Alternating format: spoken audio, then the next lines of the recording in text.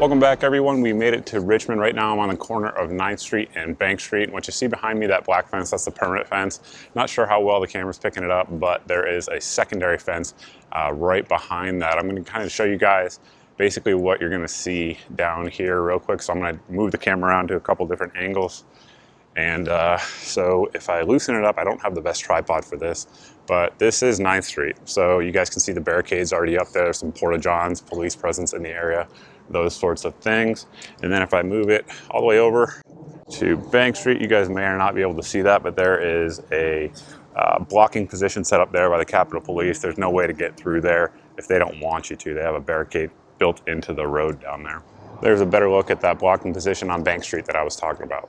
We've moved down past 10th Street, but again, still on Bank Street, and you guys can see the building behind me. We have, again, the black iron fence that there always is, and then one additional layer of temporary fencing. Obviously, you have a hill as well, and if you want to look over, again, I'll move the camera in a way that probably we shouldn't be moving cameras, but it's the best I can do. There's a position there where a lot of the Capitol Police are set up. Typically, those would be the stairs that are ascending up, but as you can see, it's blocked off and heavily manned.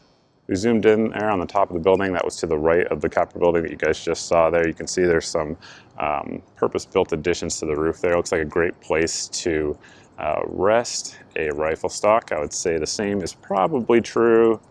The camera's not really picking it up. See if I can get it in a little tighter. Right there on that corner.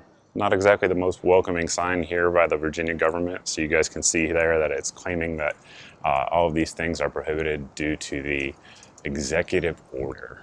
I just picked this particular camera because it was right next to me as I thought of it, but basically every single building around the perimeter has multiple cameras on it, tracking basically everything down below. Now we're on the corner of Bank and 12th Street, and this gate here, I'm not sure if it'll be like this tomorrow, but this one really pretty vulnerable, has a basic bike lock on it and no secondary fencing beyond it. I would imagine they're going to fortify that before the morning comes. We've moved over to Broad Street and 11th, and this is some of the privacy fencing that you guys have seen online if you follow me. I asked publicly what the heck they have privacy fencing for at an area that should be owned by the public and for the public. I'd say that's basically a justifiable question. And looking through it now, here in person, basically what they have back there that apparently they don't want you to see is a bunch of sort of like reactionary blocking position tools. So different barricades, different ways to block people or channelize people as they see fit. It's all staged, nice, lined up in rows, so that way they can move it quickly if need be. I'm guessing that's kind of like their crowd QRF type of setup, but that's what they don't want you to see. So that's what it is. Now we're at the corner of 9th Street and Broad Street, and just kind of looking across there, you guys can see some heavy construction going on. There's obviously the privacy fence, that's just construction privacy fence. And the crane that you guys see there in the yellow, ironically enough, is literally flying an American flag right now. So that's some thick irony there.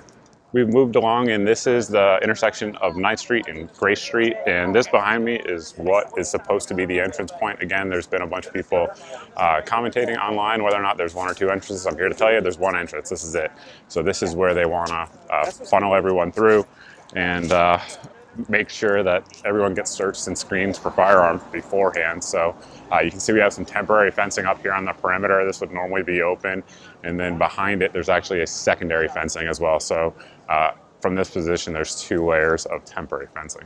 All right guys, we're back where we started at the corner of 9th and Bank Street. That's going to conclude our wonderful tour here of the Capitol grounds the day before Lobby Day. So basically I just wanted to give everyone an overview on what you can expect. Again, 9th Street, which is right here as I'm standing right now, is the place where folks are expected to sort of gather who are armed and don't want to be forcibly disarmed by the government. So that's where they're going to be. And kind of what do I think after getting my feet on the ground here and seeing the situation? A couple things. Number one, a lot of people have said, why can't I just pull a truck up there and rip those fences down? You can't. Trust me. The only place you could is the terrain's not really workable, and there's a very, very, very heavy police presence everywhere here. So yeah, that 100% would not happen. Additionally, probably a bigger takeaway for everybody here,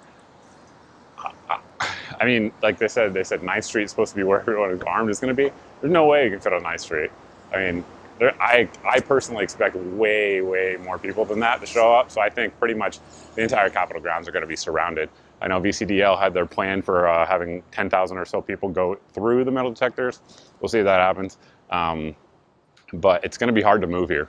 I really think so. It's not as big as I thought it was going to be. On a map, it looked bigger. Obviously, I could see the dimensions, but really, as many of you guys know, unless you're on the ground, it's hard to really get a feel for it, especially with the terrain, because it's hilly terrain as well. So yeah, that's pretty much it.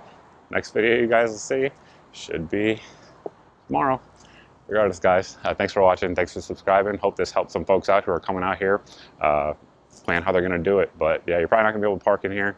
It's probably not going to happen. You're probably going to have to walk a good bit to get here, because it looks like they're going to shut pretty much everything down here in terms of vehicle traffic. So that's it, guys.